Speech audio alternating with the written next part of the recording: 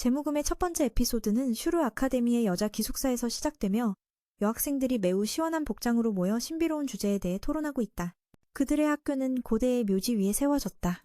방 안은 파티처럼 떠들썩하고 웃음소리와 오싹한 이야기가 사람들을 소름돋게 만든다.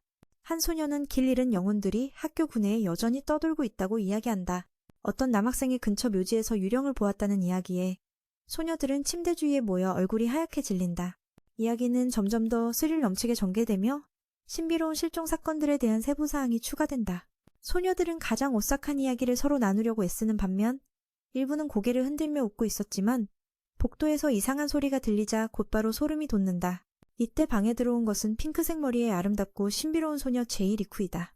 두 애의 등장으로 방 안의 분위기가 즉시 변한다. 그녀는 모두에게 매우 인기가 있다. 두 애는 진지한 목소리로 모두 불을 끄고 자라고 요청한다. 잠시 후 방 안은 조용해진다. 모든 소녀들이 빠르게 불을 끄고 잠자리에 든다. 밤이 학교 구내를 감싸고 시계는 십시를 가리킨다. 오늘은 기숙사 사람들에게 아무런 변화가 없다. 제무금은 개인 방으로 돌아가고 달빛의 부드러운 빛이 벽에 흐릿한 그림자를 만들어낸다. 그녀의 마음속에는 과거와 현재의 이미지가 뒤섞여 있다. 평범한 하루가 지나가는 동안 아무도 이 평화를 지키기 위해 싸우고 있는 사람이 있다는 것을 알지 못한다. 제무금이 깊은 생각에 잠겨 있을 때 화면은 우리의 주인공 수진 리쿠로 전환된다. 거대한 힘을 지닌 빗줄기가 비추어지며 고대의 웅장한 무덤의 이미지가 나타나고 수많은 붉은 눈의 괴물들이 땅속에서 솟아오른다. 이들은 모두 눈앞에 있는 유물, 보물이 숨겨진 곳을 향해 나아간다. 스테이지 제로에서 수진은 던전 센츄리 게임에서 외부 세력으로부터 고대 유적을 보호하기 위해 싸우고 있다. 오늘은 다시 힘을 써야 할 것 같다. 수진은 민첩하게 움직인다. 각 공격은 힘차고 정확하여 마치 수천 번 연습한 것처럼 보인다. 그는 공격을 피하며 상상할 수 없는 힘으로 팔을 휘두른다. 모든 공격이 효과적이다. 각 타격은 적들의 붉은 스카프가 바람에 펄럭이게 만든다. 그의 두 손은 불꽃을 지니고 모든 전선에서 휩쓸고 간다. 그가 가는 곳마다 좀비들이 머리가 날아간다. 이 전투는 계속 이어진다. 현재 상황을 설명하기 위해 우리는 수진과 제무금이 처음 만났던 1년 전으로 돌아간다. 그때 수진은 가난한 학생으로 생계를 위해 여러 가지 일을 하고 있었다. 어느 날 수진이 수영장을 청소하고 있을 때 불량 학생들이 갑자기 나타나 그녀가 관심 있는 소녀의 위치를 모른다는 이유로 괴롭힌다. 한 남자가 그가 사랑하는 고양이 완초이를 저 근처 수영장으로 던져버렸다. 수조 위에서 허우적거리는 고양이를 본 수진은 가만히 있을 수 없었다. 수영을 할 줄 모르지만 그는 과감히 물속으로 뛰어들어 구하기로 결심했다. 이 상황은 그에게 위험을 초래할 뿐만 아니라 불량 학생들로부터 조롱당하기도 했다. 수진이 깨어났을 때 이미 저녁이 되어 있었다. 완초이와 그는 모두 무사했다. 그의 친구인 기가 막히게 반짝이는 이빨을 가진 주가 말했다. 너를 구해준 건 리쿠, 우리 주인공이야. 그는 리쿠가 뛰어난 학생일 뿐만 아니라 똑똑하고 아름다우며 학교에서 존경받는 위치에 있고 엄청나게 부유하다는 것도 덧붙였다. 듀이는 여러 재능을 가진 두드러진 인물이었다. 친구는 수진에게 리쿠레이에 대해 너무 꿈꾸지 말라고 조언했다. 그녀는 단순히 사귀기 쉬운 사람이 아니다. 그는 진지한 표정으로 말했다. 그녀는 큰 영향력을 가지고 있고 모두가 그녀를 존경해. 그러나 이때 수진은 수영장 아래에서의 감정을 떠올리기 시작했다. 아마도 리쿠가 그에게 인공호흡을 해줬던 것 같다. 이야기는 현재로 돌아왔다. 수진은 게임에서 계속 싸우며 위험한 적들과의 치열한 도전에 맞섰다. 그때 소용돌이가 일어나고 거대한 생물이 나타났다. 그리고 그로 인해 주변에 많은 생물들이 나타나면서 주목을 받았다. 다행히 고양이 완초이가 주변을 잘 경고해 주었다. 셀 수 없이 많은 거대한 생물들이 있었다. 작은 것들은 말할 것도 없다. 그래서 수진은 단호하게 천묘의 공격을 날렸다. 땅에서 수많은 성스러운 십자가들이 솟아오르는 황금빛이 퍼졌다. 그에 따라 생물들의 비명소리가 울려 퍼졌다. 수진은 절대 지지 않을 것이다. 그는 세상을 지키기 위해 계속 싸울 것이다. 그리고 더 중요한 것은 그는 그 소녀를 지켜야 한다는 것이다. 각각의 공격은 인내와 용기를 담아냈다. 어떤 어려움이 있더라도 포기하지 않겠다고 다짐했다. 1년 전으로 돌아가면 조용한 어둠 속에서 한 커플이 학교의 묘지구역에서 친밀하게 지내고 있었다. 이곳은 학생들이 자주 떠드는 괴담으로 유명하다. 주변은 모두 무덤으로 둘러싸여 있다. 왜 이 커플이 이렇게 이상한 취향을 가지고 있는지 알 수가 없다. 이 커플은 주변의 기괴한 요소에 전혀 신경 쓰지 않았다. 여전히 희미한 달빛 아래에서 로맨틱한 분위기에 빠져들고 있었다. 바로 그때 수진이 유령처럼 나타났다. 공기가 즉시 섬뜩해지며 수진이 손을 휘두르며 큰 소음을 만들었다. 커플은 비명을 지르며 혼비백산 도망쳤다. 도망가면서 남긴 쓰레기를 보고 그는 한숨을 쉬었다. 수진은 이곳의 경비원으로 새로운 일을 맡은 것 같았다. 하지만 꽤나 치열하다. 밤하늘은 시원하고 전기를 무료로 사용할 수 있다. 위치 문제는 그냥 넘어가자. 장난이 끝난 후 수진은 작은 구석으로 돌아갔다. 컴퓨터를 켜고 던전 센츄리를 시작했다. 여기는 네가 현실에서 도망칠 수 있는 곳이야. 진정한 영웅이 되어버려. 현실에서는 형편없지만 게임에서는 프로다우. 카드 충전 없이도 출신지를 알 수 있어. 장비만으로 적을 물리친다. 게임에 들어가자마자 바로 플레이를 시작했어.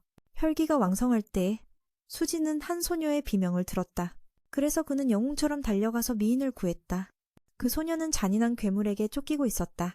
주저하지 않고 수지는 신처럼 등장했다. 우아한 방식으로 괴물을 처치하여 그녀를 구했다. 이 광경은 동화 속 공주 구출 장면과 같았다. 괴물은 연기로 변해 사라졌다. 남겨진 소녀는 놀라움과 경애로 가득했다. 소녀는 여전히 수진을 바라보며 감사의 눈빛을 보냈다. 수줍게 자신의 이름이 데이에이라고 소개했다. 우리의 여주인공이 수진에게 말을 걸었다. 수진은 너무 기뻤다. 하지만 자신을 인상적으로 소개하려고 할 때 그는 매우 헛헛하게 죽어버렸다. 장난해? 수진이 아쉬운 목소리로 외쳤다. 포기하지 않고 수진은 여학생 기숙사 근처 기둥에 올라가서 인터넷을 고치기로 결심했다. 케이블과 모뎀을 만지작거리다가 그는 잠옷을 입고 있는 DA를 발견했다. 두 눈이 서로를 응시했다. 잠시 침묵이 흘렀다. 베개 하나가 그의 얼굴을 향해 날아왔다.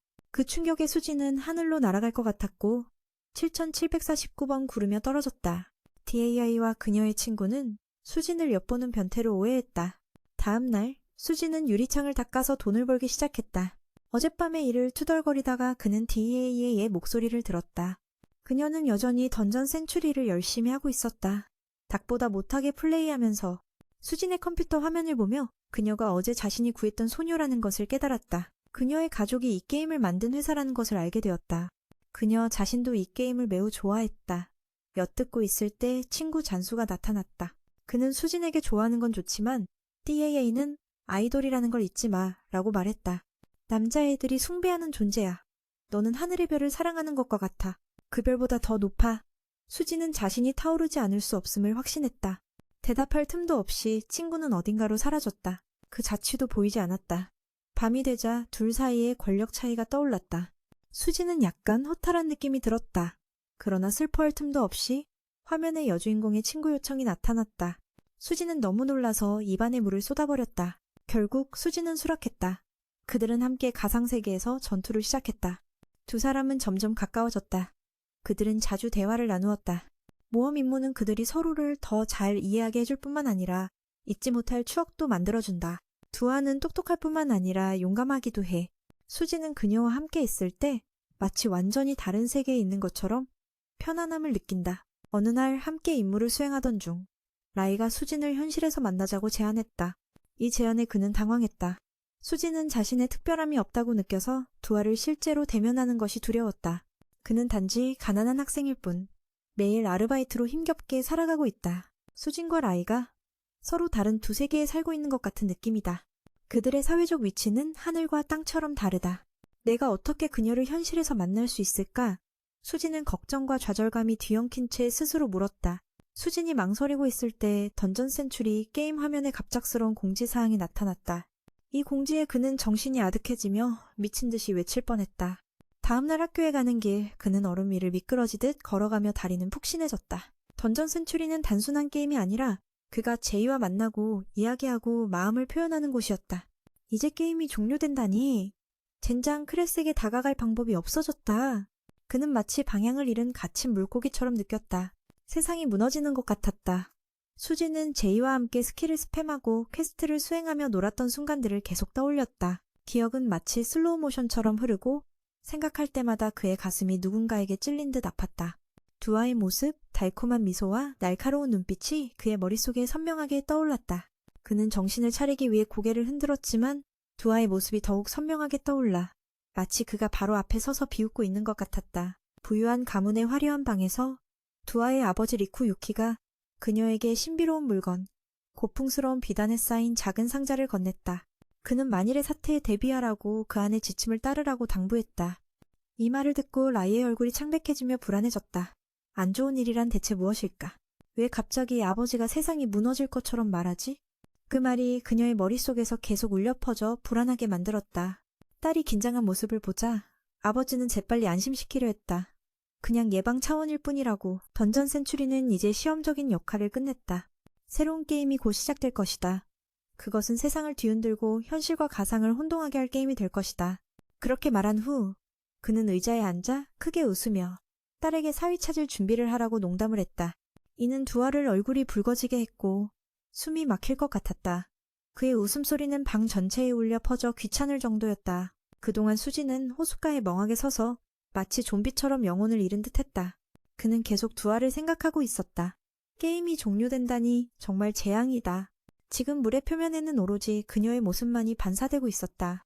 너와 함께 돼지줄을 가지고 놀던 기억과 서로 수다를 떨던 순간들이 머릿속에서 마치 테이프처럼 반복되고 있어. 란수는 절친한 친구고 수진의 사랑의 조언자인 이 녀석이 나타났어. 그는 말했어. 왜 그렇게 우울해? 현실에서 그녀에게 다가가봐. 수지는 그녀에게 다가갈 용기가 없어. 그는 자신이 그녀와 어울릴 자격이 없다고 느껴. 그러니 그냥 짝사랑이나 하기로 해. 그렇게 말하자 수지는 시들시들한 바나나처럼 풀썩 주저앉아 걸어갔어. 반면에 란수는 이 녀석이 불타도 결국 불사조처럼 일어날 거라고 믿고 있어. 그러니 수지는 더 이상 생각하지 않기로 스스로 다짐했어. 하지만 뇌는 계속 그녀의 모습이 재생되게 해서 아무것도 집중할 수가 없어. 여자 기숙사에 밤이 내려왔고 룸메이트가 그녀에 대해 수다를 떨기 시작했어. 밤늦게까지 화면에 눈을 붙이고 있었어. 이렇게 밤새 게임을 하면 피부는 분명 망가질 거야. 그동안 리는 컴퓨터 화면 앞에 앉아 던전 센츄리를 다시 로그인하고 있었어. 그녀의 캐릭터는 술집에서 외롭게 앉아 수진이 온라인이 되기를 기다리고 있었어. 옆에 다른 플레이어들은 왜 갑자기 게임 출시가 중단되었는지 불평하고 있었어. 여기 투자한 돈이 마냥 쓸모없는 게 아니야. 이 가상의 세계에는 소원을 들어주는 마법의 아이템 화곡 조율조가 있다고 들었어. 그걸 사용해서 게임이 닫히지 않게 요청할 수 있을지도 모르지. 정말 꿈 같은 이야기야. 허황된 생각이지만 그녀는 조용히 모든 것을 듣고 있었어. 하지만 그녀의 마음은 수진이 언제 나타날지에만 집중하고 있었어. 알바가 끝나고 수진은 마치 귀신에게 쫓기는 듯 자전거를 타고 묘지로 향했어. 학교의 인터넷이 끊어지자 그는 게임에 뛰어들었어. 이제 곧 그녀와 헤어질 것 같아서 남은 며칠 동안이라도 게임을 하려고 해. 도착하자마자 그녀가 오래 기다리고 있었던 걸 보았어. 오늘은 조금 늦게 온라인했지만 상관없어. 나타나는 게 낫지. 서버가 닫히기 일주일밖에 남지 않았고 그녀는 수진과 함께 마지막 순간을 즐기고 싶어 했어. 수진은 그녀가 앞에서 신나게 뛰어다니는 모습을 보며 한숨을 쉬었어. 아마 이것은 그녀가 했던 수많은 게임 중 하나일 뿐이고 나는 그녀의 수많은 가상의 친구 중 하나일 거야. 하지만 지금 나는 그녀와 함께 있고 그것만으로도 잠깐의 행복을 느낄 수 있어. 나는 이 모든 순간을 마음에 새길 거야. 단 한 초도 놓치지 않고. 두 개의 작은 캐릭터가 큰 나무 아래에서 불을 피우고 그녀는 화곡조율조라는 특별한 아이템을 정말 갖고 싶다고 속삭였어. 그녀는 작은 병을 수진 앞에 내밀며 이 꽃이 멀리 떨어진 들판에서 자생한다는 것을 계속해서 조용히 말했어. 그리고 게임이 끝나기 전에 반드시 찾고 싶다고 했어. 그때부터 두 사람은 손을 맞잡고 그 꽃을 찾기로 약속했어. 흥분이 가득한 채로 수진을 안아 뛰어들어가면서 나무숲에서 물이 쏟아져 내리며 즐거운 기분으로 흠뻑 젖어버렸다. 웃음소리가 게임회사 던전 센츄리의 평화로운 공간에 퍼져나갔다. 깜빡이는 조명 아래 카메라가 여기저기로 움직이며 새로운 게임 출시 기자회견이 열렸다. 전 세계 온라인 게임의 정점으로 찬사를 받는 신작 게임이 출시되었다. 그 게임의 이름은 GJ 부스터이며 플레이어는 도굴꾼이 되어 각 스테이지에서 미친 듯이 보물을 찾아 나선다. 광고 영상에서는 고대 무덤의 괴물들과 맞서 싸우는 긴장감 넘치는 액션이 펼쳐졌다. 그리고 더욱 자극적이게 하기 위해 배급사는 힘을 강화할 수 있는 충전 시스템을 마련했다. 충전할수록 더 강하게 공격할 수 있다. 등록한 모든 플레이어는 세보이라는 독특한 장비를 받게 된다. 무대 뒤에서 리쿠 이유키는 조용히 관찰하며 군중을 주시하고 있었다. 마음속으로 이것은 단지 시작에 불과하다고 생각하고 있었다. 드디어 그날이 왔다. 던전 센츄리가 서비스 종료되는 날. 수지는 한쪽 구석에 혼자 앉아 깊은 생각에 잠겨 있었다. 오늘 그녀와 연결될 수 있는 유일한 방법은 게임 내 시비, 영 정각에 종료되는 순간이었다. 불꽃놀이가 화려하게 터졌다. 오늘 밤은 던전 센츄리 플레이어들의 마지막 밤이다. 축제처럼 붐비는 인파 속에서 멀리 류가 수진이 나타나기를 기다리며 외롭게 서 있었다. 컴퓨터 화면 뒤에서 게임 개발자 리쿠 유키는 퇴근하지 않고 모든 것이 끝나는 것을 지켜보고 있었다. 물품 전역의 화음코드 이미지에 시선을 두며 그는 아무도 찾지 못해도 상관없다고 생각했다. 하지만 그는 인류를 믿고 있는 듯했다. 그 말은 모호한 희망을 담고 있는 듯 보였다. 그날 밤 아르바이트 때문에 수지는 데이와의 약속에 늦게 되었다. 그는 낡은 자전거를 타고 힘차게 작은 묘지 구석으로 달려갔다. 하지만 자전거가 너무 낡았거나 운전 실력이 부족해서 수지는 넘어지고 말았다. 자전거에 있던 맥주병도 모두 부서지고 오직 원인 초이라는 고양이만이 무사했다. 제이는 바에서 수진을 기다리고 있었지만 그는 오지 않았다. 그래서 그녀는 그 소원꽃을 찾기 위해 혼자 나서기로 했다. 이전에 화음꽃 숲속에 서서 따이는 이 경치가 정말 아름답다고 감탄하지 않을 수 없었다. 지금까지 이렇게 아름다운 풍경을 본 적이 없었다. 리쿠 이우키의 사무실에는 한 소녀가 몰래 들어가 그를 붙잡고 있었다. 그녀의 얼굴을 보며 유우키는 차가운 눈빛을 보냈다. 그녀는 도둑처럼 지나가고 있었다. 정말 이 게임은 돈이네. 그 소녀는 태연하게 대답했다. 사실 그녀가 유우키 같은 파트너를 처리해야 한다는 것이 꽤 슬펐다. 저쪽에서 제이와이는 여전히 화음꽃을 수확하고 있었지만 갑자기 주변 사람들이 혼란에 빠져서 심지어 꽃을 밟고 도망쳤다. 거대한 괴물이 다가오고 있었고 그것은 플레이어를 잡아 죽이고 모든 부품을 훔치고 있었다. 끔찍한 일이 벌어지고 있다는 사실에 울고 믿을 수 없는 분노가 치밀어 오른다. 이 괴물이 모든 것을 파괴할 수 있다니? 듀이의 가슴속 분노가 폭발할 듯하다. 그녀는 게임이 끝나기 전에 소중한 순간을 반드시 지켜야 한다. 유키의 방으로 돌아가 보니 그 아름다운 소녀가 총을 남자의 머리에 겨누고 다시 한번 고대 무덤 리쿠를 여는 방법을 물었다. 유키는 비웃으며 그가 마지막 무덤지기이기 때문에 절대 말하지 않을 것이라고 했다. 도대체 왜 이 사실을 도굴꾼들에게 알려줘야 하겠는가? 정말 귀찮은 남자다. 말을 마치고 소녀는 그의 생명을 끝내는 총을 쏘았다. 게임에서 한 중요한 캐릭터가 사라졌다. 라인은 그 이상한 존재와 싸우기 위해 최선을 다하고 있지만 완전히 열세다. 그녀의 공격은 전혀 효과가 없다. 거대한 생물이 땅에서 촉수를 뻗어올리며 그녀를 강하게 공격하고 그녀는 피하고 반격하기 위해 계속해서 몸을 피해야 하지만 상황은 점점 나빠지고 있다. 수지는 작은 묘지 구석으로 달려가 게임에 접속하려 애쓰고 있다. 온라인에 접속했을 때 게임하는 괴물이 만든 불바다가 되어 있었다. 그는 즉시 다이의 안녕을 걱정하며 그녀를 찾으러 달려갔다. 다이는 약하게 깨어나 수진이 옆에 있는 것을 보았다. 그녀는 그가 올 것이라는 것을 알고 있었다. 그는 항상 그녀 곁에 있었고 여러 번 그녀를 구해주었기에 다이는 그에게 귀한 아이템으로 고마움을 전하고 싶었지만 결국 그녀는 그 천상의 화음꽃을 찾지 못했다. 다이가 힘없이 말하는 모습에 수지는 가슴이 아프고 감동하여 눈물이 쏟아졌다. 그의 눈물이 그녀가 쥐고 있는 꽃에 떨어져 그것이 빛을 발하며 천상의 화음꽃으로 변했다. 진짜 마법이다. 정말 내 힘이구나. 두 사람은 아직 놀라움을 못 잊었는데 괴물의 덩굴이 그녀를 잡아채듯 수진 앞에 다가왔다. 그 촉수가 그녀의 몸을 관통했다. 수지는 그녀의 손을 잡지 못했다. 그녀는 절망 속에서 천천히 떨어져 내렸다. 자정의 종소리가 울렸다. 게임이 중단되었고 수지는 슬픔에 잠겼다. 그는 모든 것이 이렇게 끝나버렸다는 것을 믿을 수 없었다. 현실 세계에서 수지는 안개 속에서 자전거를 끌고 갔다. 고양이 완초이가 갑자기 앞으로 뛰어들어 나무 아래 사람에게 뛰어올랐다. 사실은 지희가 거기 서 있었다. 그녀는 인사하며 그동안 함께 플레이어였던 사실을 알렸다고 말했다. 도와줘서 고맙다고. 그는 그 감사의 말이 자신에게는 과분하다고 느꼈다. 중요한 순간에 아무것도 할 수 없었고 다이를 지켜주지 못했지만 그녀는 웃으며 다음 게임에서 만날 것을 약속했다. 수지는 놀라면서도 희망이 가득했다. 두 사람은 약속을 나누었고 너무 기뻐서 수진의 자전거 핸들이 떨어져 나갔다. 그는 당황하여 소리를 지르며 다이는 행복하게 웃었다. 신전기술그룹 건물 앞에서 경찰 사이렌 소리가 계속 울려 혼란스럽고 긴장된 분위기를 만들고 있었다. 경찰팀은 그 지역에 차단막을 세우고 리쿠 유키의 살인사건을 조사하려 했지만 범인을 아직 확인하지 못했다. 수지는 학교 캠퍼스를 빠르게 달리고 있다. 달리는 동안 친구 잔수의 말이 떠올랐다. 기술연합 부회장 유키 리쿠가 살해당했다는 소식, 즉 리쿠의 아버지가 돌아가셨다는 것이다. 여자 기숙사 아래까지 전력을 다해 달렸지만 여전히 늦었다. 이미 떠났고 장례 준비와 관련된 서류들이 산더미처럼 쌓여있다. 회사 사람들이 와서 그녀를 데려갔다. 그녀는 오랫동안 자리를 비울 것 같다. 수지는 계단에 앉아 멍하니 있다. 주변의 수다 소리가 귀에 들어오고 사람들은 모두 리쿠를 불쌍하게 생각하고 있다. 그녀가 아버지를 얼마나 사랑했는지 알아야 한다. 장례식장에서 레이는 아버지의 영정사진을 안고 조용히 한자리에 앉아 있다. 사람들은 유키가 세상을 떠난 이유가 거대한 빚 때문이라고 떠들며 그녀의 앞으로의 삶이 매우 힘들 것이라고 예측하고 있다. 주변에 소문과 수다가 끊이지 않지만 그녀는 여전히 조용하다. 수지는 방 안에 조용히 앉아 장례식 생중계를 보고 있다.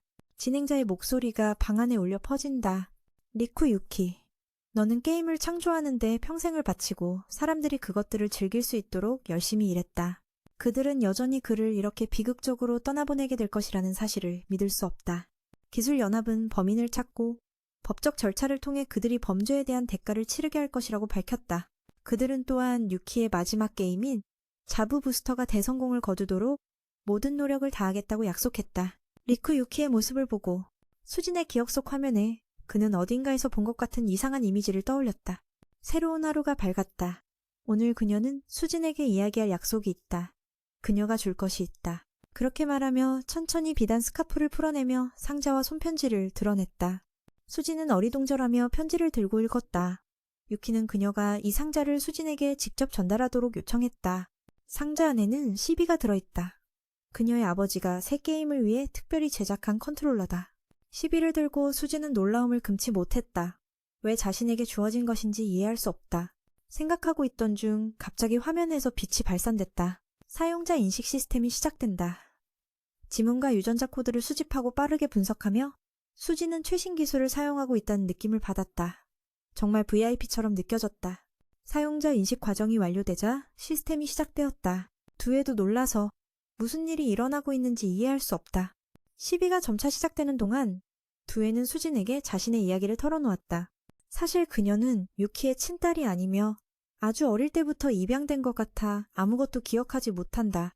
그래서 아버지에 대해 아무것도 알지 못한다. 이때 밖에서 누군가 두에를 부르며 아래에서 손님이 기다리고 있다고 말했다. 그래서 그들의 대화는 잠시 중단되었다. 수진만 방 안에 남았다. 이때 제이비가 계속 소리를 내며 계정을 확인하고 수진이 1,000억이 넘는 돈을 가지고 있다는 사실에 놀라움을 감추지 못했다. 깜짝 놀란 순간 유키의 목소리가 들리자 그는 정신을 차리게 되었다. 그는 자신이 그녀를 아주 어릴 때부터 입양했으며 충격적인 소식은 수진이 바로 자신의 조카라는 것을 알렸다. 다시 언급한 이유는 그가 수진이 아무것도 기억하지 못할 것이라는 것을 확신했기 때문이다. 다른 건물에서 아름다운 여성이 유키를 죽이고 한 남자에게 임무를 보고하고 있었다. 유키가 무덤을 열 것에 대해 아무것도 밝히지 않았다는 것을 알게 된 그는 해야 할 일을 받아들였다. 이제 유물수색이 시작되었고 모든 자산은 제외되었으며 위조된 모든 신용카드는 기부자들에게 전달되었다. 반대하는 이들에게 기다리고 있는 것은 오직 죽음뿐이다. 그것이 그들의 주인의 뜻이기도 하다. 다크타이거는 수진에게 돌아오고 시브는 여전히 리쿠의 소리를 내고 있었다. 유키는 할아버지로서 이 물건을 그에게 물려주었고 수진과 제이가 영원히 행복하게 살 수 있도록 그 돈을 사용하길 원했다. 진지하게 듣고 있었지만 놀림을 당하자 수진의 머리에서 7,749가지의 상상이 피어올랐다. 그리고 그는 그녀가 자신의 친딸이 아니라고 말했다. 그녀의 진짜 아버지는 적에게 살해당했다. 수진의 부모와 그는 같은 뜻을 가진 좋은 친구였다. 그러나 적이 그들을 붙잡아 제거하고 리쿠레이라는 아직 어린 소녀만 남겨두었다. 그는 그녀를 보호하기 위해 그녀를 입양하기로 했다. 갑자기 수진의 비명소리가 울려 퍼졌다. 수진은 유키의 마지막 말을 듣기도 전에 급히 달려내려갔다. 그는 그가 이 유물을 사용해 수진을 적으로부터 보호하기를 원한다는 것을 알고 있었다. 수진이 도착했을 때 그는 2명의 낯선 사람이 듀에를 차에 가두려고 하는 것을 보았다. 그의 눈앞의 광경은 전혀 유쾌하지 않았다. 2명의 얀네가 수진과 언쟁을 벌이며 그녀를 잡으려 하고 있었다. 그들은 수진이 유키가 남긴 5억 원의 빚을 갚아야 한다고 주장했다. 이 채무 문제로 인해 수진은 공격의 목표가 되며 상황은 상상할 수 없는 전투로 변했다. 수진은 그들에게 수진을 놓아주라고 소리쳤다. 그에 대한 대답은 어린아이처럼 영웅이 되려고 하지 말라는 눈빛이었다. 더 이상 참을 수 없었던 그는 주먹을 높이 들고 그들에게 다가가 수진을 보호할 수 있기를 희망했다. 그러나 손을 뻗기도 전에 거대한 녀석에게 강한 발길질을 당해 멀리 날아가 땅에 쓰러졌다. 수진은 모욕을 당하고 짓밟히고 잔인하게 구타당했다. 그는 저항할 수 없었고 그냥 고기 조각처럼 누워서 그들의 잔혹함에 완전히 무력한 상태였다. 뒤에는 그가 그렇게 괴롭힘 당하는 것을 지켜볼 수 없었다. 그녀는 그들이 자신을 데려가고 원하는 대로 하라고 소리쳤고 그저 그들이 멈추기를 바랐다. 그들은 동의했고 수진을 차에 태울 준비를 했다. 이때 수진은 절망적으로 한 녀석의 다리를 붙잡고 멋지게 자신이 그녀의 빚을 대신 갚을 수 있다고 말했다. 그는 서둘러 위층으로 뛰어 올라가 돈을 빼내려고 했다. 하지만 현실에서 인출할 수 없는 금액이 계좌에 있다는 사실을 알게 되어 마음이 아팠다. 게임에서만 사용할 수 있는 돈이라면 의미가 무엇일까? 그의 마음속에는 무력감과 분노가 가득 차올랐다. 기계를 던져버리고 울기 시작했다. 갑자기 레이의 목소리가 아래에서 들려왔다. 그녀는 차에 실려 떠날 준비를 하고 있었다. 너무 아프고 헤어지고 싶지 않았지만 상황이 그녀로 하여금 받아들이게 했다. 그 순간 레이가 울먹이며 외쳤다. 고마워. 나를 구하려고 애써줘서 고마워. 나도 너를 절대 잊지 않을 거야. 레이의 말은 마치 심장을 찌르는 바늘 같았다. 차가 떠나기 시작했고 그는 조용히 그것을 지켜보았다. 레이와 함께한 기억과 소중한 순간들이 그의 마음속에 떠올랐다. 그 순간 그 기억들은 그 어느 때보다도 선명하게 떠올랐다. 그녀의 부드러운 미소, 그가 힘들 때마다 도와준 순간들, 함께한 즐거운 시간들. 수지는 자신이 항상 보호하고 싶었던 레이를 잃을 수 없었다. 함께 미래를 꿈꾸던 그녀를. 그는 건물에서 뛰쳐나와 자전거를 타고 레이를 태운 차를 쫓기 시작했다. 그의 심장은 빠르게 뛰었고 각 페달을 밟을 때마다 모든 의지와 결심이 담겼다. 수지는 모든 힘을 다해 자전거를 탔고 다리는 이미 지치고 숨은 가빠웠다. 제이는 차 안에 앉아 창밖을 보며 수진이 자신을 쫓아오는 것을 보았다. 그녀의 심장은 두근거렸고 희망의 불씨가 반짝였다. 그녀는 창문을 내리고 수진을 불렀다. 그녀 옆에 앉아있는 폭력배가 즉시 그녀를 붙잡았지만 레이는 포기하지 않았다. 그녀는 외쳤다. 수진, 포기하지 마. 너를 기다릴게. 아무리 오래 걸리더라도. 수진은 레이의 목소리를 들었다. 그의 마음에 불이 붙은 듯 그는 외쳤다. 레이, 너를 구할 거야. 어디에 있든지 반드시 찾을 거야. 그 순간 그는 성가시고 위험한 녀석과 마주쳤다. 폭력배들은 눈엣 가시 같아서 갑자기 차를 멈췄고 수지는 그 힘에 의해 차 앞으로 나아갔다. 곧 그는 충돌할 생각을 했지만 수지는 힘을 다해 페달을 밟아 제어를 잃고 도로에 넘어졌다. 차는 사라지고 수지는 땅에 무기력하게 누워 있었다. 레이는 조용히 다리를 감싸고 앉아 있었다.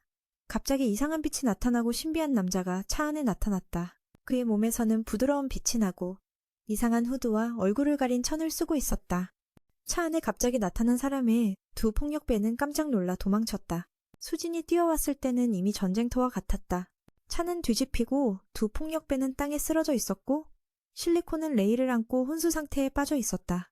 그는 손에 쥐고 있는 것을 보고 경악하며 레이에 대해 무슨 짓을 한 건지 궁금해졌다. 그는 앞에 있는 낯선 남자에게 레이를 놓으라고 외쳤지만 실리콘은 수진의 신원을 확인하고 태무진의 메시지만 남겼다.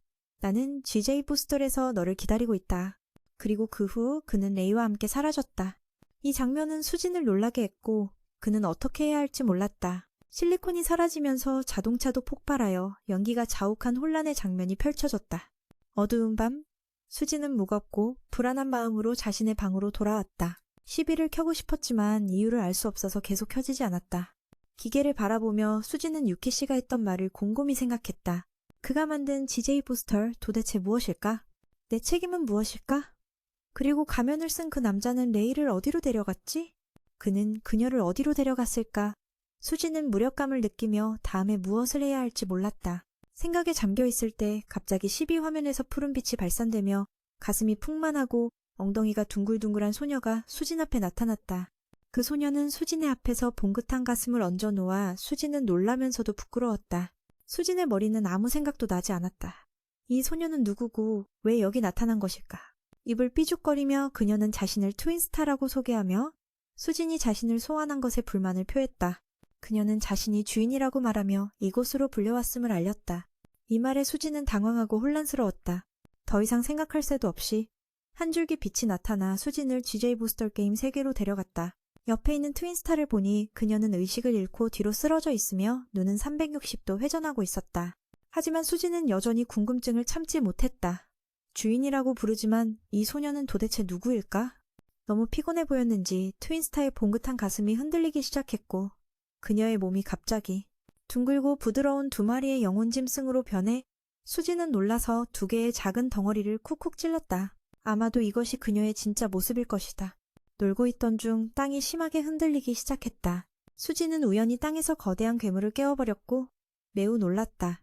도대체 무슨 일이 벌어지고 있는 거지?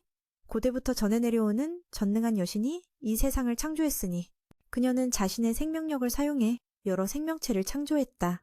너무 피곤해진 여신은 권위 있는 무덤에서 영원한 잠에 빠졌다. 여신의 떠남은 엄청난 힘을 남겼다. 그녀의 정체는 반고이다. 이것은 고대부터 전해 내려오는 창조자의 전설이다. 괴물은 힘을 과시하며 소리치고 있었다. 그것의 울음소리에 따라 주위의 모래가 마치 태풍이 불어오는 듯 사방으로 날아갔다.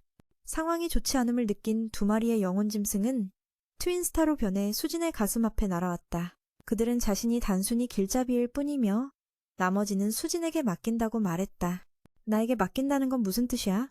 수진은 가슴에서 엑스비 기계를 꺼내며 그들에게 물었다. 영혼 짐승은 자신을 신이라고 소개하며 나머지 하나는 W라고 말했다. 그들이 합쳐지면 투이사라고 한다. 그러고는 화면이 꺼지고 이 영혼 짐승들은 도망쳐버렸다. 정말 이게 길잡이란 말인가? 이렇게 안내하면 너는 조상님께 일찍 가게 될 거야. 앞에서 괴물이 계속 으르렁거린다. 그것의 눈은 너를 삼키고 싶어하는 듯한 사나운 빛을 발한다. 너 도망칠 생각하지 마. 그것이 다시 소리쳤다. 우렁찬 그 소리는 땅을 흔들리게 만들었다. 수지는 몇 미터 뒤로 밀려났다. 마치 벽에 부딪힌 듯한 느낌이었다. 그는 짜증이 났다. 젠장 그렇게 크게 소리 지르다니. 무슨 소리인지 못 들을 리가 없어. 상대방이 두려워하지 않고 오히려 자신에게 소리치자 괴물은 흥미를 느꼈다. 보아하니 앞에 있는 남자애도 꽤 단단해 보인다. 그러고는 마치 자신이 우두머리인 양 네가 이 무덤 지킴이로서 자격이 있는지 시험해보겠다고 말했다. 나와 함께 침입자를 막고 이 무덤을 그들에게서 보호하자. 수지는 그 말을 듣자마자 등을 돌려 걸어갔다. 그는 이런 허세의 시간을 낭비할 여유가 없었다. 아무리 괴물이 멋지더라도 누가 너와 함께 무덤 지킴이 놀이를 하겠어? 수진이 도발에 전혀 흔들리지 않자 괴물은 순간 당황했다. 그것은 다른 사람들을 위협하는 것에 익숙했지만 이번에는 고집 센 녀석을 만났다. 잠시 어떻게 해야 할지 모르다가 무언가를 떠올린 듯했다. 그 눈빛이 교활하게 빛났다. 그것이 말했다. 네가 이 도전을 넘지 못하면 루레를 구할 수 없다. 그 이름을 듣자 수지는 걸음을 멈췄다. 왜 이 괴물이 그런 일을 알고 있지? 멀리서 총알이 수진과 괴물을 향해 날아오고 있었다. 다른 플레이어들이 이 게임에 숨겨진 지역에 있다는 것이었다. 컴퓨터를 든 소녀가 혀를 찼다. 그들은 총을 잘못 쐈어. 남자의 유가 놀라며 말했다. 그가 잘못 조준했나? 그러면 다음에는 잘 조준해야겠네. 그는 능숙하게 사격 각도를 조정했다. 탄환 장전은 5분 후에 완료된다. 괴물과 수진이 곧 도착할 것이다. 금발 소녀는 옆에 있는 소녀에게 계속 명령했다. 수진을 지키고 탄환이 장전될 때까지 기다려. 그들은 무덤 도구를 진행할 것이고 임무를 수행해야 한다. 소녀 파리는 자신의 신발을 작동시키고 바람처럼 달려갔다. 저쪽에서 수지는 그 폭발에 여전히 경악하고 있었다. 괴물은 얼굴을 찡그리며 도굴꾼들이 왔다고 말하고 그와 함께 그들을 물리쳐야 한다고 요구했다. 이것은 수진을 위한 도전이다. 그는 이 요구에 분명히 동의하며 일어섰다. 괴물은 그 모습을 보며 꽤 만족스러워했다. 그것은 눈을 감고 힘을 집중하기 시작했다. 푸른빛의 에너지가 그것으로부터 쏘아졌다. 수진이 무슨 일이 일어나고 있는지 이해하기도 전에 빛이 비추는 곳에서 한 형체가 서서히 나타났다. 그와 함께 몸매가 풍만한 고양이 귀 소녀가 나타나 자신을 사막의 화신소사라고 소개했다. 소녀는 수진을 위에서 아래로 바라보았다. 그러고는 갑자기 그에게 너 수진이야? 라고 물었다. 수진은 겨우 고개를 끄덕이자 그녀는 감정이 북받쳤다. 눈이 보물처럼 반짝인다. 나는 항상 너를 때리기를 기다렸어. 그 말을 듣고 수진은 충격을 받아 멍해졌다. 수사도 반응할 틈을 주지 않고 급히 달려와서 그를 포옹하고 키스했다. 그 키스 덕분에 옛 기억과 할아버지가 되살아나기 시작했다. 기억 속에서 유키 할아버지가 아주 어렸을 때 빨간 스카프를 직접 메어주셨던 기억이 난다. 할아버지와 함께한 즐거운 기억들도 선명하게 떠올랐다. 그 키스 이후 그는 내면에서 새로운 힘이 솟아오르는 것을 느꼈다. 그때 옆에 있던 괴물이 갑자기 기분 좋게 웃으며 모든 것을 기억해냈다고 말했다. 수지는 혼란스러웠다.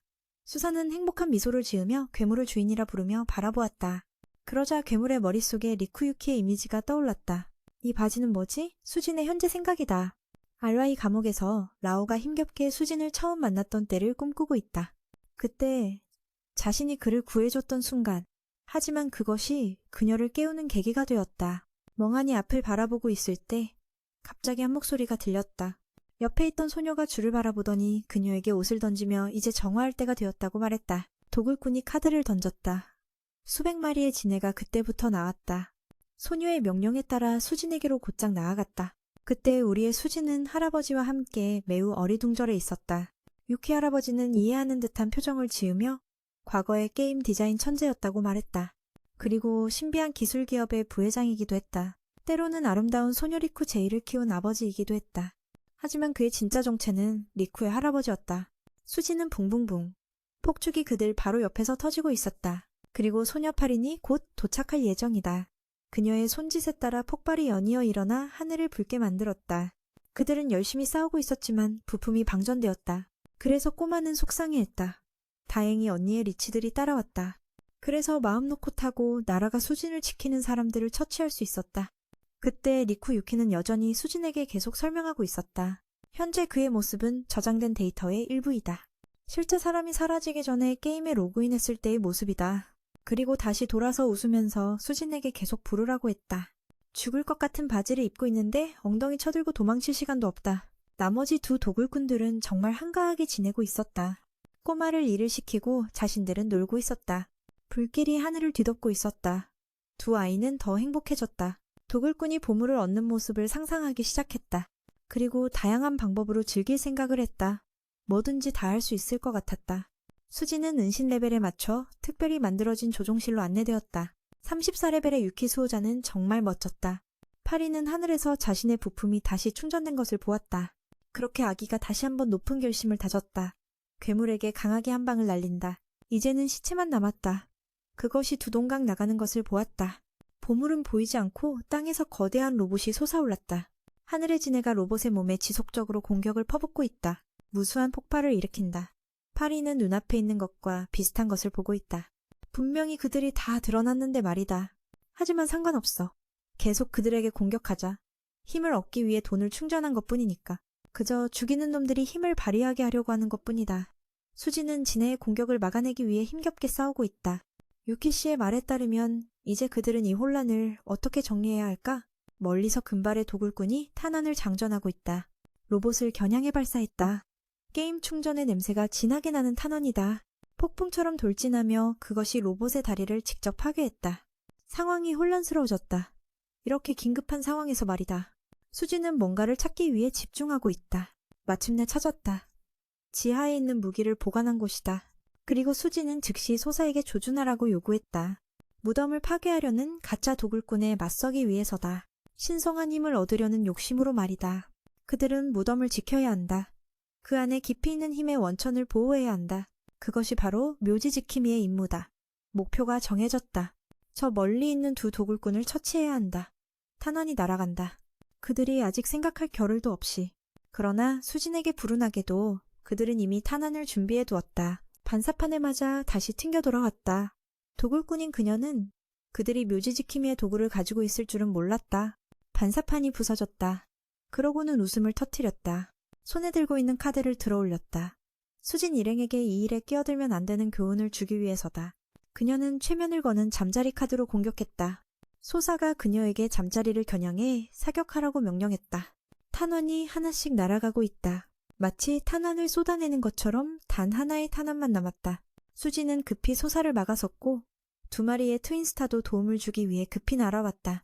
그녀를 눈부시게 하고 밖에 파리는 혼란의 틈을 타 로봇의 몸에 총을 쏘았다. 지네들은 하나씩 엔진 안으로 기어들어가 갑옷을 파괴하고 배에 침입하여 수많은 폭발을 일으켰다. 수지는 그것의 영향을 받아 한쪽 구석으로 날아갔다. 유키 씨도 저쪽 바닥에 쓰러졌다. 도굴꾼인 그녀는 기쁜 마음으로 파린에게 전화하여 그들이 탄환을 장전 완료했고 이제 결정적인 한 발을 쏠 준비가 되어 있다고 알렸다. 이제 숨을 고를 때다. 지네들이 원군처럼 밀려들어와 문을 부수려 하고 있다. 수지는 지금 할아버지를 부축하며 당황해하고 있다. 그의 몸은 점점 흐려지고 있다. 마치 사라지려는 듯이. 유키 씨는 미소를 지으며 그를 위로했다. 괜찮아. 그저 그의 저장된 데이터가 조금씩 사라지고 있을 뿐이야. 슬퍼할 필요 없어. 할아버지가 너에게 반드시 방고의 무덤을 지키고 리쿠를 구하라고 말씀하셨어. 수진은 마지막 비밀의 수호자였다. 그의 데이터가 사라지자 수진만이 그곳에 남았다. 그의 곁에서의 아름다운 기억들이 영화처럼 머릿속을 스쳐 지나갔다. 모든 것이 이제 끝났어. 너에게 더 이상 할아버지가 없다. 너의 감정이 흐르는 가운데 목에 걸고 있던 스카프가 갑자기 빛나기 시작했다. 파리는 기회가 다가오는 것을 느끼고 기분 좋게 독충을 타고 떠났다. 하지만 이때 아기가 수진이 로봇에서 날아오는 모습을 갑자기 보았다. 그는 제자리에서 빠른 속도로 달려갔다. 도굴꾼들이 로봇 안에서 최면에 걸린 소사가 여전히 나무숲에 총을 쏘고 싶어 했다. 트윈스타가 수진이 정확한 위치에 도착하자 동의하여 소사의 눈을 가린 스카프를 벗겼다. 파리는 수진의 속도를 따라잡으려고 했지만 힘이 부족했다. 갑자기 눈앞에 나무숲의 이미지가 나타나 아기를 정신을 쏟게 만들었다. 총알이 아기를 지나쳐 나무숲을 뚫고 나머지 두 사람의 판자에 도달했다. 그 판자는 땅에 곧바로 반사되어 도굴꾼 소녀가 서 있는 곳으로 떨어졌다. 반응할 시간도 없이 강타당했다. 마지막 도굴꾼이 이 장면에 깜짝 놀라 있을 때 수진이 나타났다. 충격을 받은 그는 비밀의 수호자가 이미 사라졌다고 생각했는데 또 누가 나타났냐고. 수진이 그를 차가운 눈빛으로 바라보며 자신이 마지막 비밀의 수호자라고 말했다. 빠져나갈 수 없는 그 남자는 미리 장전된 폭탄을 사용해 수진을 향해 쏘았다. 하지만 불행히도 이번에는 확실히 로그아웃 될 것이다. 전투가 끝나고 결국 모든 것이 괜찮아졌다. 수진은 이렇게 도전이 끝났다고 생각했다. 그녀는 너가 도굴꾼들을 물리쳤기 때문에 비밀의 수호자로 인정받았다고 말했다. 수진은 소사와 두 마리의 영물인 트윈스타에게 고마움을 표했으며 덕분에 모든 일을 기억할 수 있었다. 소사는 그가 훌륭한 무덤 수호자라고 생각하며 자신이 더 고마워해야 한다고 말했다. 이후 소사는 수진과 작별하며 자신의 역할이 여기서 끝났다고 말했다. 전쟁터에서 행운을 빌어. 이후 소사의 몸이 점점 희미해지며 사라졌다. 수진이 멍하니 서 있을 때 갑자기 누군가의 웃음소리가 울려 퍼졌다. 이상한 소녀가 나타났고 그녀는 살기를 품고 너에게 마지막 비밀의 수호자를 물어보았다. 뭐야, 정말 웃기네. 그녀가 마지막 비밀의 수호자야. 누구도 그걸 빼앗을 수 없어. 그러고는 직접 총을 들어 수진을 향해 쏘았다. 새로운 에피소드가 시작되고 몇몇 형제들이 게임을 다시 시작했다. 로가는 GJV 부스터를 플레이하고 특히 이들은 도굴꾼들이다. 수진이 로그아웃할 수 있도록 설정했다. 하지만 새로운 멤버가 추가된 것 같다. 머리가 하늘을 향해 솟아있는 그 멤버. 주위를 둘러보며 자신이 꿈을 꾼다고 말했다. 언젠가 이 세계의 모든 자원은 그들의 손에 들어올 것이다. 옆에 있는 소녀가 그를 멀리 날려버리는 펀치를 날렸다. 엄마는 그렇게 멋있게 보이려고 하는 아빠가 아무도 없다고. 이상한 소녀에게 총알을 맞고 나서 집으로 돌아와서 게임에서 로그아웃했다. 수지는 급히 옷을 걷어 올려서 총에 맞은 자리를 확인했다. 다행히 상처가 저절로 작아져서 사라졌다. 갑자기 옆에 있는 전화가 울리더니 한 남자의 목소리가 들렸다. 그는 자신을 태무진, 토툼의 태무진이라고 소개하며 유괴 범로레의 동료라고 했다. 그는 자신이 보낸 메시지를 다시 한번 상기시키며 GJV 부스터에서 만나자고 했다. 말을 마치고 전화를 끊었다. 수진이 아무 질문도 하기 전에 그는 제이의 영상을 보냈다. 그녀는 의식이 없는 채로 침대에 쓰러져 있었다. 새로운 하루가 시작되었고 도시가 떠들썩했다. 사람들, 집들이, 길을 따라 많은 사람들이 GJV 부스터를 하며 열심히 스마트폰을 들고 있었다. 이때 첫 충전을 한 친구들이 게임에 들어가서 힘을 시험해보려고 했다. 그들은 괴물을 사냥하러 나갔고 매우 쉽게 잡았다. 진짜 돈을 쓰길 잘했네. 게임 안에서 사회단체의 형들은 한참을 기다려도 먹잇감을 찾지 못했다. 옆에 있는 누나가 짜증이 나기 시작했다. 그녀는 약한 놈들과 싸우고 싶지 않았다. 머리를 세운 남자가 자랑을 하니까 그녀가 참여하게 되었다. 하지만 아무것도 보이지 않았다. 그는 곧 맛있는 먹잇감이 올 것이라고 편하게 말했다. 이 세계에서는 돈이 힘의 근원이다. 손에 돈이 있으면 프레셔스의 권력자들도 그들을 인정해야 한다. 그때 경고 사이렌이 울렸다. 돈 많은 플레이어가 들어왔다. 구체적으로는 아까 2명의 뚱뚱하고 마른 애가 들어왔다. 이제 그들은 이 형들에게 먹잇감이 되어야 할 것이다. 모두 전투 준비 자세를 취했다. 도서관에서 수지는 GJV 부스터의 신규 회원들에 대한 정보를 찾고 싶었다. 먼저 신입 등록을 하고 시험을 통과해야 한다. 읽고 있는데 친구 기안스가 나타났다. 정말로 이 친구가 유용하다는 걸 인정해야겠다. 이번에는 그에게 오랜 플레이어, 게임 광팬이며 베타 테스트를 해본 사람을 데려왔다. 사회단체의 형들 옆에 있는 누나가 방금 들어온 3명의 플레이어에게 다가갔다. 뚱뚱한 애를 칭찬하며 그를 자랑스럽게 만들었다. 그리고 2개의 찐빵의 힘을 사용하기 시작했다. 흔들며 요청을 했다. 그 두 돈 많은 애들은 이를 보고 즉시 조건 없이 동의했다. 그 누나는 자신이 정말 훌륭한 보물을 발견했다고 말했다. 하지만 그 안에는 몬스터가 많다. 그녀는 자신이 그들에게 맞을까 두려워했다. 이 말에 두 바보는 변태의 장면을 즉시 떠올렸다. 코피가 터질 것 같았다. 옆에 있는 파리는 할 말을 잃었다. 새끼는 그런 장난 안 할 거야. 예상대로 두 부자는 그들을 순순히 따라갔어. 머리 묶은 소녀가 화가 났지만 그들을 따라가야 했어. 현실에서 수지는 정보를 계속 찾아다니고 있어. 현재 G.J.V. 부스터의 지배자는 다크타이거라는 별명을 가진 사람이야. 그는 프레우스라는 이름의 조직의 수장이기도 해. 프레우스는 엄청난 재산을 가지고 있으며 이를 이용해 게임 세계를 지배하고 있어. 동시에 플레이어의 돈과 아이템을 훔쳐 힘을 키우고 있어. 하지만 최근에 그들과 맞서 싸우려는 세력이 나타났어. 토템스 노템인 게임을 좋아하는 친구가 신나게 설명했어. 토템스는 프레우스에 맞서고자 하는 플레이어들의 새로운 세력이야. 태무진이 그 수장이야. 그는 뭐든지 할 수 있어. 무시무시한 이름으로 알려져 있으며 모든 것을 잡아먹어. 이 생각을 하자마자 수지는 급히 일어나서 핸드폰을 찾기 시작했어. 침대 위에 있는 영상을 다시 보며 그는 놀라서 소리쳤어. 그때 큰 침대에 앉아있는 태무진이 있었어. 갑자기 태무진이 웃으며 들어왔어. 그는 그녀에게 편안하냐고 물었어. 그리고 집처럼 편하게 있어도 된다고 했어. 납치당했는데 집처럼 편하다고 하다니. 그녀는 그에게 빨리 자신을 풀어달라고 했어. 하지만 안 될 거야. 아가야. 그는 다가와서 그녀의 턱을 단단히 잡았어. 그리고 곧 그녀는 이곳을 떠나고 싶지 않을 거라고 말했어. 그녀는 울먹이며 그에게서 강하게 빠져나오려고 했어. 정말 성격이 급한 아가씨야. 하지만 이것은 태무진의 흥미를 더욱 높였어. 그는 편하게 나가면서 그녀를 그 자리에 남겨두었어. G.J.V. 부스터로 돌아가서 그 누나가 많은 사람들을 정해진 위치로 유인했어. 하지만 여기서 괴물은 하나도 없었어. 두 놈은 자기들의 돈 냄새가 나는 장비를 보고 괴물들이 도망갔다고 생각했지. 하지만 그 누나는 쉽게 포기하지 않았어. 다시 그들을 동굴로 유인했어. 방금 전 괴물들에게 얽힌 일로 온몸이 끈적끈적했어. 이 두 부자는 그걸 즐겼지.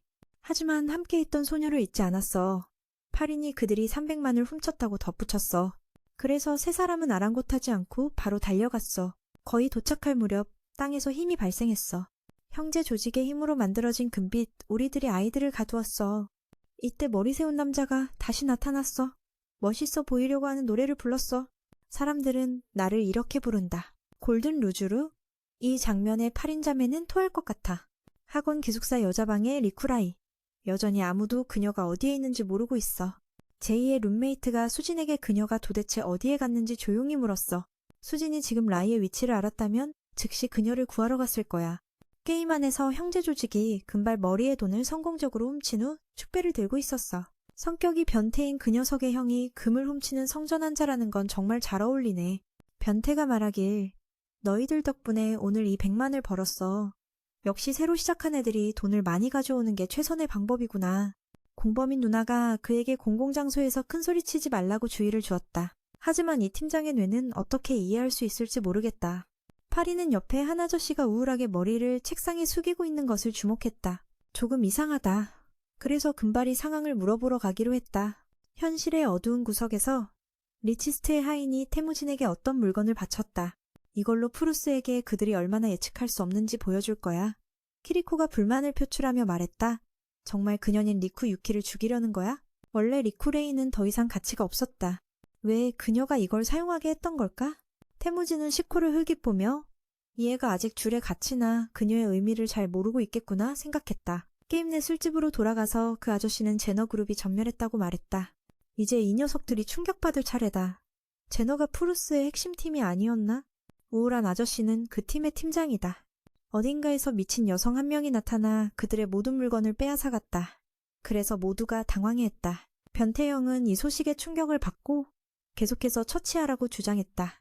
아마 그룹 내에서 내부 분쟁이 있었고 그들의 리더는 잘생기고 능력 있는 그 젊은이였을 것이다. 다음 날 모두 계속해서 유인책을 실행하며 바보들이 금속 상자에서 모든 장비를 벗는 것을 지켜보았다. 오늘은 3명의 새로운 대상이었고 그들은 극도로 당황하며 얼마든지 돈을 지불하겠다고 외쳤다. 죽지 않게 해달라고. 변태는 비웃으며 이해하는 척하며 이 아마추어들에게 작은 조언을 해주었다. 쥐잡의 부스터 안에서 돈이 곧 생명이다. 돈이 다 떨어지면 플레이어는 로그아웃해야 하고 계정이 삭제된다. 칼이 첫 번째 녀석을 향해 뚫고 들어가 금이 쏟아졌다.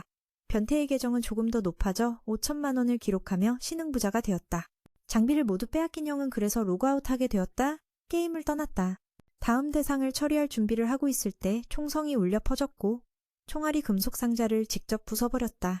총을 쏘는 소녀가 저 멀리서 변태를 흥미롭게 바라보며 그의 기술이 부족하지만 그래도 조금 재미있다고 말했다. 파리는 그녀에게 강력한 공격을 시도했지만 그녀는 손에 있던 카드를 사용하여 수많은 방어막을 만들어내며 부드럽게 땅에 내려앉아 변태를 겨누었다. 그러나 불행히도 뒤에 남은 사람들은 이미 준비하고 있었고 공격할 준비를 하고 있었다. 비록 그 남자의 외모가 조금 불쾌하긴 했지만 어쨌든 그는 리더였기에 무시할 수는 없었다. 그러나 핑크머리의 소녀는 전혀 동요하지 않고 즉시 마법을 사용하여 세 사람을 제압하는 감옥을 만들었다. 그렇게 아이템을 훔치러 가던 사람은 이 신비로운 소녀로 바뀌었다. 머리카락이 쳐져 얼굴에 떨어지고 눈물이 흐르며 모든 아이템을 바치겠다고 외쳐 심지어 뒤에 있는 후배들의 물건까지 포함해서요. 뒤에 있는 3명도 할 말을 잃었습니다. 머리카락이 또 다시 부풀어 오르며 말했습니다. 이것들은 모두 슈퍼레어 아이템이에요. 전 모두 당신에게 드릴 테니 제발 저를 용서해 주세요. 사람들이 믿을 수 없는 순간 그는 갑자기 앞으로 돌진해 그녀에게 검을 꽂아버렸고 뒤에 있던 3명은 또 한 번 할 말을 잃었습니다. 하지만 머리카락이 예상한 것과는 달리 이 검은 적의 재력을 흡수하지만 재력이 적은 사람에게서만 빼앗아 갑니다.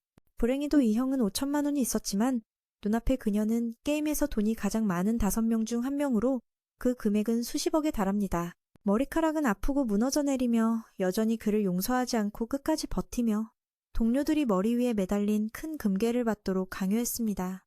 돈의 빛은 정말 아름답지만 이렇게 돈에 눌려버리면 기뻐해야 할지 슬퍼해야 할지 모르겠습니다. 현실에서는 더 말할 것도 없죠.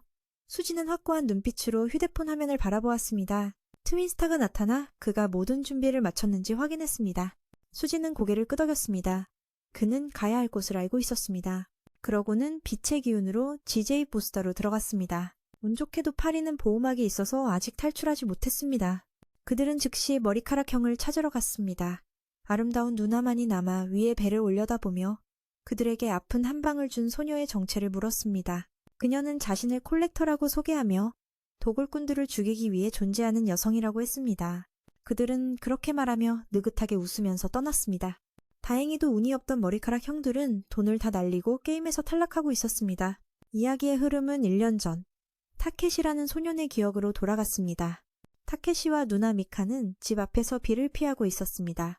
며칠째 내린 비로 인해 공기가 무겁고 우울했습니다. 비가 계속 내리며 물방울이 지붕에 떨어지는 소리는 하늘의 한숨처럼 들렸습니다. 엠이 갑자기 조용한 공간을 깨며 부드러운 질문을 던졌고 타케시는 깜짝 놀랐습니다. 방금 뭐 생각하고 있었어? 타케시는 잠시 주저하다가 손에 쥔 휴대폰 화면에 시선을 고정하고 머뭇거리며 대답했습니다. 이 게임으로 돈을 벌 생각이었어요. 언젠가는 이 마을을 떠날 거예요. 미안이 조심스레 물었습니다. 그럼 어디로 가고 싶어? 타케시는 꿈꾸는 듯한 목소리로 대답했습니다. 어딘가 천국 같은 곳으로요. 그 순간 오래된 집의 처마 아래 끈질긴 빛 속에서 두 자매는 멀리 있는 꿈을 함께 나누는 듯 했습니다. 엠의 미소와 타케시의 결연한 눈빛은 흐린 빛 속에 밝은 그림을 그리는 듯 했습니다. 현재 리쿠레이는 이쪽에서 비밀의 방으로 들어갔고 희미한 빛이 이상한 형체를 비추고 있었습니다. 눈앞에는 빨간 조종기를 들고 기다리고 있는 두 남자가 서 있었습니다. 그는 생각에 잠겨 말했습니다. 토텀의 새로운 회원을 환영합니다. 그리고 빨간 조종기를 그녀에게 내밀었습니다. 기계는 간단해 보이지만 화면은 어둠 속에서 빛을 계속 반짝이며 시선을 끌고 싶어하는 것 같다. 게임에서 10명의 플레이어가 1천만 원 상금을 걸고 대회에 나선다. 최강 무도회가 열리고 있다. 소년 타케시는 외부에서 막혀서 결승전에 참가하지 못했다. 간단한 이유는 돈이 없기 때문이다. 그러나 어려운 상황에서 기지를 발휘하며 벽을 타고 몰래 들어가려고 했다. 하지만 높은 벽과 총알이 있어 소년도 겁이 나서 어쩔 줄 몰랐다. 다행히 소진이가 길을 물어보며 나타났다.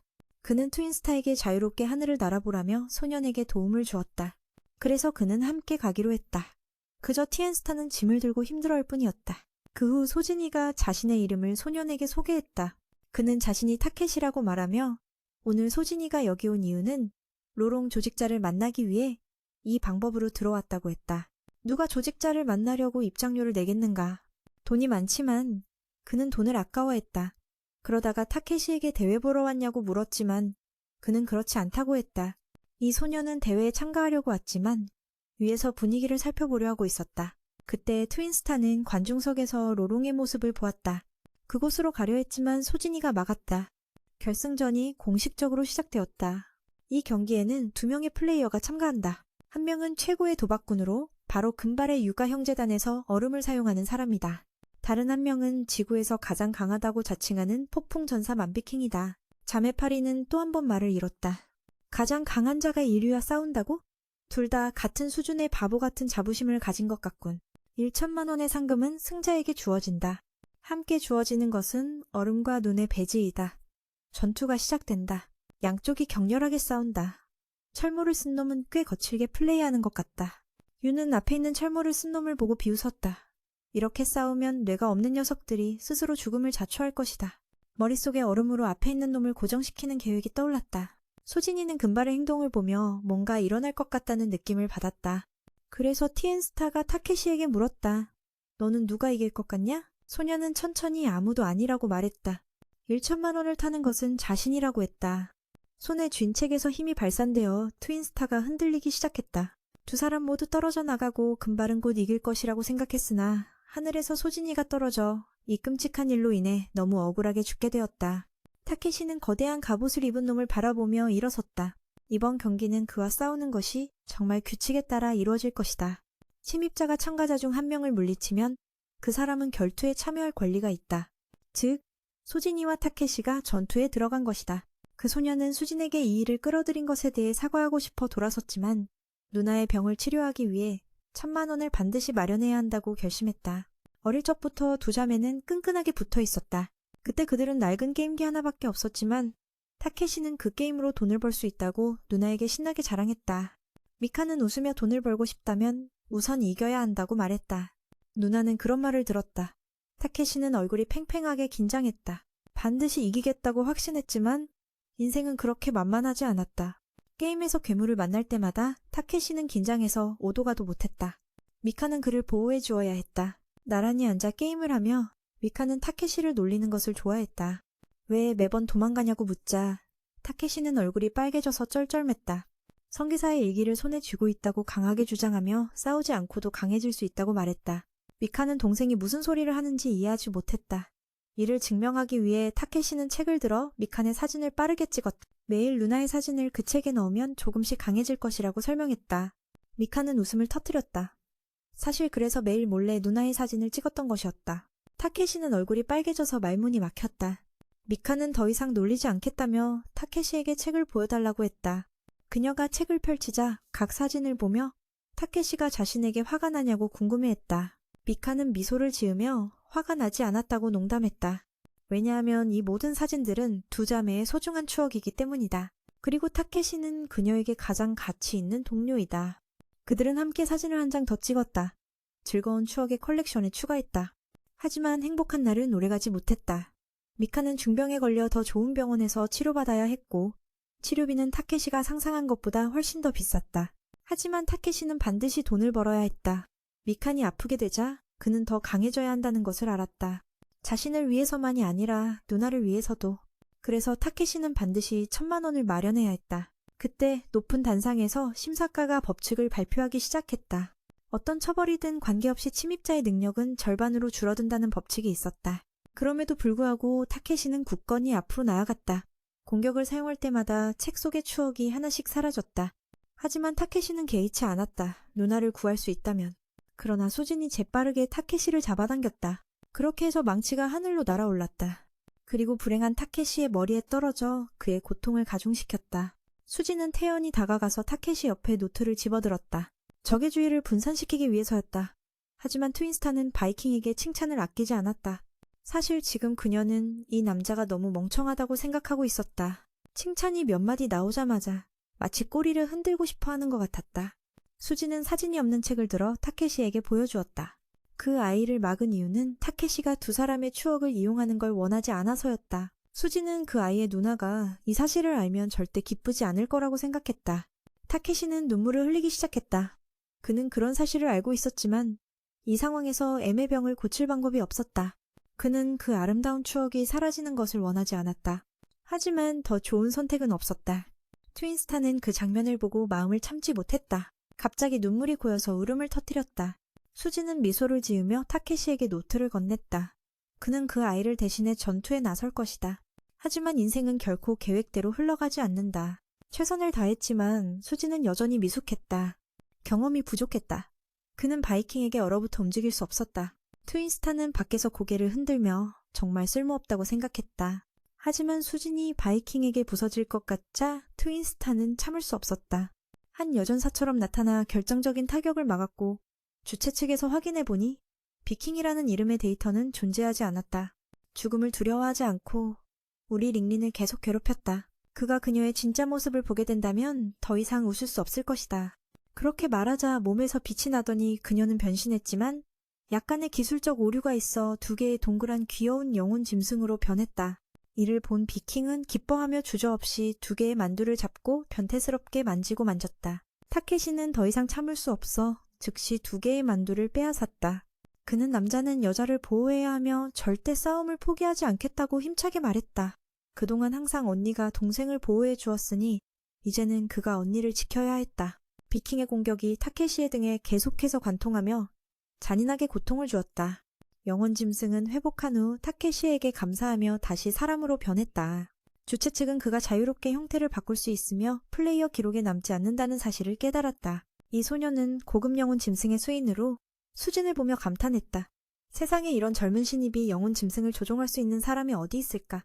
그는 그 말에 웃음만 지을 뿐이었다. 이후 티엔스타 우유는 멋진 드래곤으로 변신했고 두 개의 머리를 가지고 드래곤 입에서 초음파 파란 불꽃을 비킹 쪽으로 뿜었다. 이 청년은 이미 끝난 것 같다. 그는 얼어붙어 연기처럼 부서졌다. 전투는 모든 사람의 환호 속에 끝났다. 수지는 성공적으로 돈을 얻어 타케시에게 모두 주었다. 그 아이는 돈을 안고 돌아가며 감사의 말을 전했다. 수진도 미칸 언니의 빠른 쾌유를 기원했다. 하지만 타케시가 떠나고 나서야 그는 천만이 진짜 돈이라는 사실이 아쉬워서 속이 아팠다. 수진도 떠나버리고 두 명의 주체자는 이 량수의 주인에 대한 정체를 아직 모른다. 수진이 바로 수집가일지도 모르지만 수집가는 본래 여성이라는 사실에 곧바로 스스로 부정한다. 먼 하늘을 바라보며 두 사람은 아무런 불행한 일이 일어나지 않기를 바랄 뿐이다.